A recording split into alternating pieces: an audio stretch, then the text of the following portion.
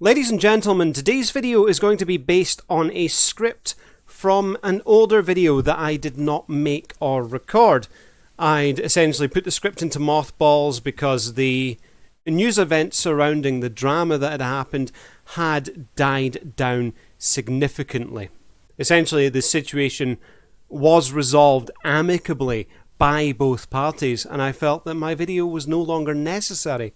But looking back on it and having a think about our recent forays into copyright, I do think that the script is worth a revisit. I rewrote it, I added to it, I took a lot of stuff away from it.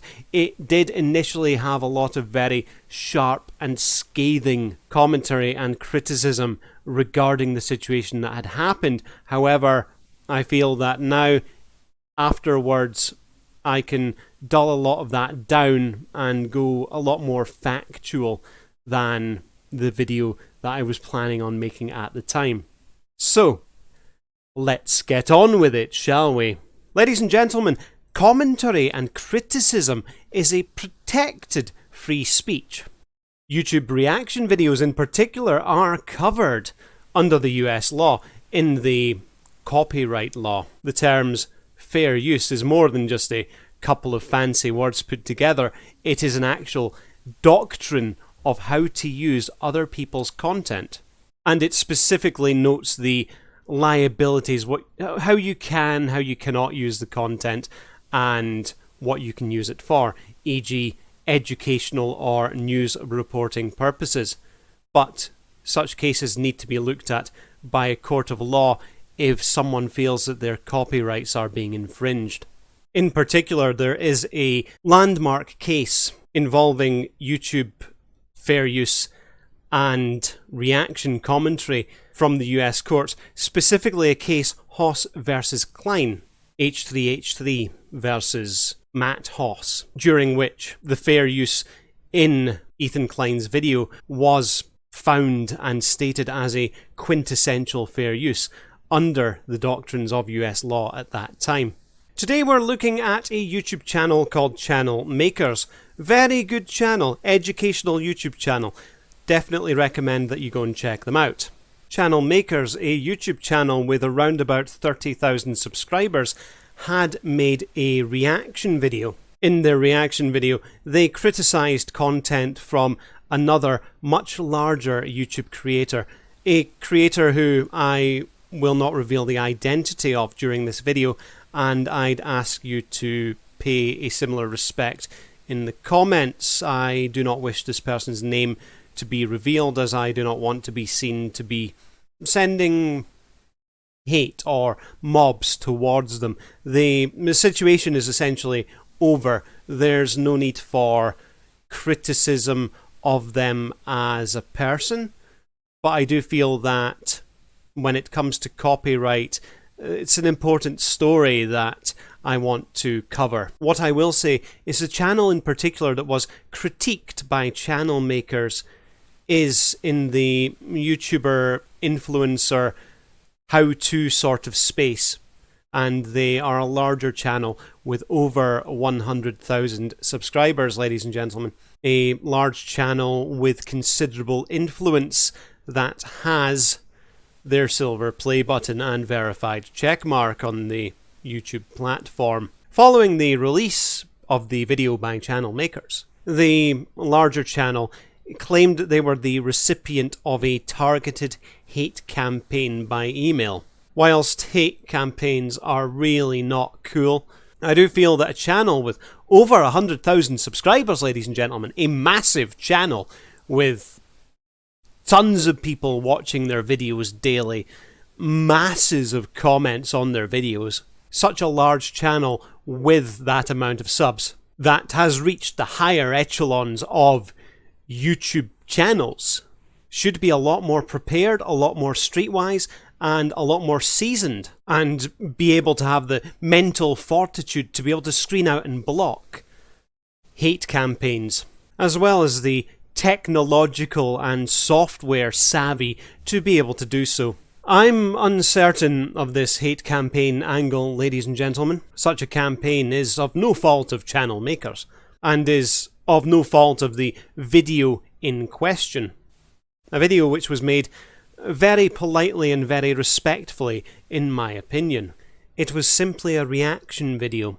And if anything, the content of the reaction video was well planned out, respectful, and simply showed that reasonable minds may differ from each other when it comes to opinions and thoughts. People can disagree with you on the internet, and that's okay. However, it seems that the larger channel, unhappy with Channel Maker's reaction video, felt that their best option was to reach for YouTube's copyright system and file a DMCA copyright takedown. Ladies and gentlemen, from my point of view, as a man who's not a lawyer, but as a person who's studied a lot about the copyright system of YouTube, essentially such a takedown would not be a legal one. Such a takedown would be contrary to the law.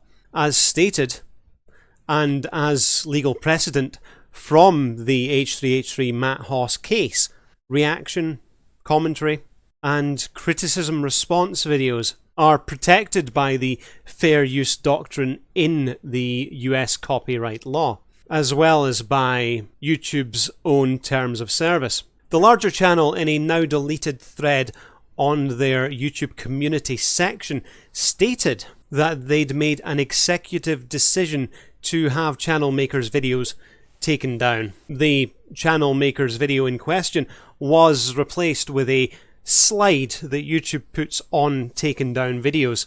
A slide which stated that this video is unavailable due to a copyright takedown by the other channel. This video contains content from Gorilla, who has blocked it on copyright grounds. What the hell is that? Looks like a content ID claim just blocked our video. What?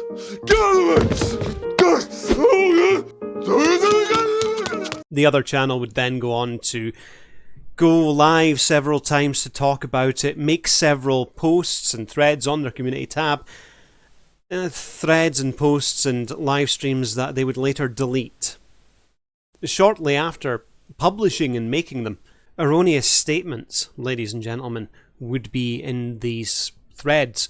Statements like, YouTube agrees with me that Channel Maker's video is unnecessary. Ladies and gentlemen, that is a statement that in no way reflects the way that YouTube's copyright system works.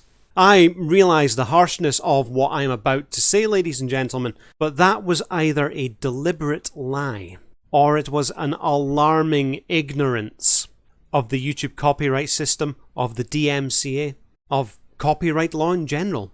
An alarming ignorance by a YouTuber in the YouTube educational space who has over 100,000 subscribers, ladies and gentlemen. YouTube's own copyright takedown forms will tell you that YouTube processes video removal after validating the takedown request. If a copyright owner submits a DMCA takedown notice, Digital Millennium Copyright Act complaint, through the YouTube web forms, YouTube will take the video down. The validity simply means that the copyright form needs to be filled in and completed, and the relevant fields therein have something written in them. YouTube does not get involved at all, outside of the actual removal of the content from the site. YouTube's obligation is to comply with the copyright takedown notice. Under a clause called the Safe Harbor, YouTube doesn't get involved directly with copyright issues between two creators because, essentially, YouTube's not going to pay a legal team to go to court to get involved in two people squabbling on the internet. They simply remove the content. They don't agree with you that other videos are unnecessary. And statements like that can perhaps be damaging ones to YouTube itself. All that YouTube will do is simply remove the video. Of course, following such a video removal, channel makers would have the right to appeal, under which, upon a successful appeal, their video would have gone right back up again onto the platform. And if the larger channel wanted to keep channel makers' video down, they would then have to go and sue in a court of law to do so, and provide YouTube with the evidence that they were preparing to make legal action against channel makers. Looking at the situation as a whole, the larger channel with over 100k subs is very open about their finances on their channel, telling you how much money you can expect to make by doing certain things around your channel, merchandising, Patreon, so forth, ad revenue, channel memberships, etc. They are very open with their figures, and part of the channel's video series is about online revenue. Such a channel could very probably engage in a courtroom battle with lawyers. They would definitely have the money behind them to do so. But the court would have to make rulings and judgments on channel makers' fair use of the other person's content. If the other person won such a legal battle, they'd be able to get their video that they view as criticism and hate of them taken down, removed from the YouTube platform. However, if the court had ruled in channel makers' favour, they could then sue for loss of earnings from having their video removed from the platform, damages caused to their channel by what could be a false copyright strike. And, ladies and gentlemen, in my own personal opinion, and this may sound like a rather scathing remark, my opinion is that the larger channel simply does not like having criticism of them on the internet. I think this video is crappy. Look at that crappy red guy. He's not even wearing any pants. Crappy? He cannot say that I am crappy! I will take down notification his video! Mario, that's his video. He'll just send you a counter notification. Copyright don't work like that. This is not fair! Nope, this is fair use. Copyright has a concept called fair use that allows people to comment on, or remix, or criticize your video. Screw fair use! I'm sending him a takedown notification anyway! No, wait! Hey Fred, I want to take down a video that is making fun of me. Mario, you can't go around censoring people who are commenting on or criticizing your video. Copyright law leaves room for commentary, criticism, parody, and other transformative uses. You can get in a lot of trouble for ignoring that. What I would say is that if you disagree with someone, or if you have a bit of a falling out with someone online, don't copyright strike them. That's just stupid. You can block them, you could ignore them, you could go and do something else and not give a damn about it. You can close the browser and go and have a nice cup of tea. Now, doesn't that sound like a good idea? Ladies and gentlemen, our story does have a happy ending for both parties. The larger channel in question reached out to channel makers. They admitted that they'd made a horrendous mistake. They went through the web forms, they got the DMCA copyright claim rescinded. Channel makers was allowed to then put their video back up and had the strike on their channel taken away. And that, in my opinion, is definitely a far better outcome than going to full-scale legal war with each other, a position that channel makers was ready to defend against. I think that this story is a rather valuable lesson in how to take criticism, and a lesson in the ramifications of acting hastily on things that people see on the internet. And it's most definitely a lesson in learning the rules and intricacies of the terms of service of the platform that you've chosen to make a home on, of the place that you're uploading to, as well as making sure that you're aware of the laws that govern such platforms that you upload to. Channel Makers is a brilliant channel. They've got a lot of very good content. One of my favourite videos on the platform at the moment actually comes from them. It's a video about the YouTube algorithm and how it responds to various factors. Definitely go check them out, and if you want to see more from me, I have other videos in this end screen. Feel free to give one of them a watch, and I'll catch you next time. See ya.